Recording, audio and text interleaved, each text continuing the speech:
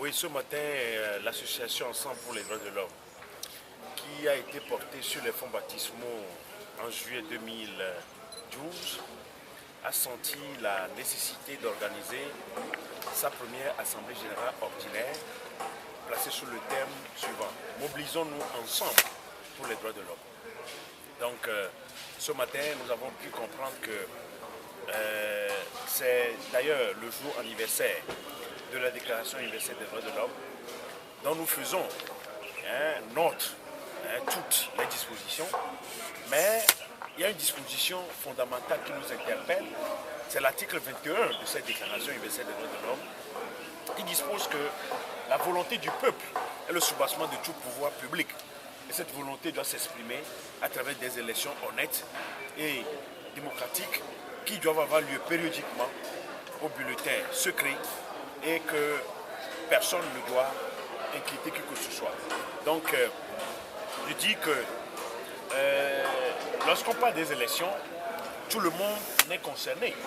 Et lorsque, par exemple, des associations de défense des droits de l'homme en parlent, il ne faut pas de la politique, puisque vous n'êtes pas sans savoir qu'à partir de cette déclaration, on parle des élections.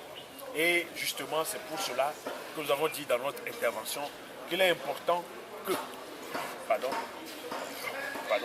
Il est important que les réformes auxquelles le chef de l'État lui-même avait appelé tout le monde en réceptionnant le rapport de la commission Vérité, Justice et Réconciliation, puis que ces réformes se fassent dans l'intérêt de la réconciliation, de la concorde et surtout de l'union de tous les fils et des filles du Togo.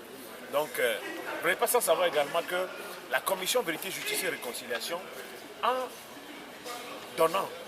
rendant public le rapport, est revenue sur le fait qu'il est nécessaire que l'on fasse en sorte que la constitution de 1992, qui a été votée à plus de 99,17%, soit revenue. C'est-à-dire qu'on revienne à cette constitution. Parce qu'à cette constitution, il est dit à l'article 59 que le président de la République est élu pour un mandat de 5 ans renouvelable une seule fois. J'estime que la commission, en revenant sur cette disposition, voudrait, comme l'a dit le chef de l'État lui-même, faire en sorte que la paix règne sur la tête de nos aïeux. Et la commission a conclu en disant qu'en revenant à cette disposition, on va conduire le pays à l'alternance, qui est un fondement de la démocratie, de la réconciliation nationale, de l'unité, de l'union, de la concorde et de la solidarité entre tous les fils et toutes les filles de ce pays. Donc nous sommes sereins, nous disons que c'est ensemble que nous allons faire la bataille pour que ces réformes se fassent dans l'intérêt de tout le peuple congolais.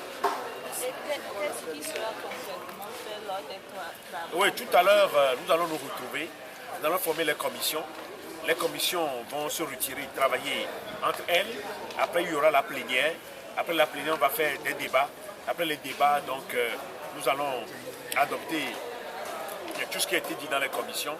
Et aux alentours de 11h30, on va se séparer. Voilà comme ça, comment les choses vont se dérouler au cours de cette Assemblée générale ordinaire. Quelles seront les grandes lignes de ce rassemblement? Oui, d'abord je voudrais vous remercier de tout ce que vous ne cessez de faire pour nous et vous dire que nous allons tout à l'heure, comme nous l'avons commencé, nous retrouver entre nous, membres de l'association Ensemble pour les droits de l'homme. Nous allons discuter, parcourir le règlement intérieur et les statuts. En dehors de ça, il y aura la formation des commissions. Après la formation des commissions, elles vont se retirer pour travailler entre elles. Et après, nous allons revenir en plénière, discuter des travaux des commissions et prendre un certain nombre de résolutions touchant la vie de l'association. Voilà comment les choses vont se passer. Mais le message que j'ai délivré, c'est un message qui est basé sur le thème suivant: mobilisons-nous ensemble pour les droits de l'homme. Parce que c'est ensemble que nous allons pouvoir faire la lutte. Et la lutte pour les droits de l'homme n'est pas réservée à une catégorie de gens, mais à tout le monde. Et justement, c'est pourquoi nous avons terminé notre propos en revenant sur les pertinentes déclarations de Nicolas Machiavel, selon lesquelles, lorsque la volonté est grande, la mobilisation est grande, les difficultés s'amenuisent. Et nous avons également cité le père Joseph Lissensky qui disait que là où sont condamnés les hommes à vivre dans la misère, les droits de l'homme sont violés. S'unir pour les faire respecter, c'est un devoir sacré.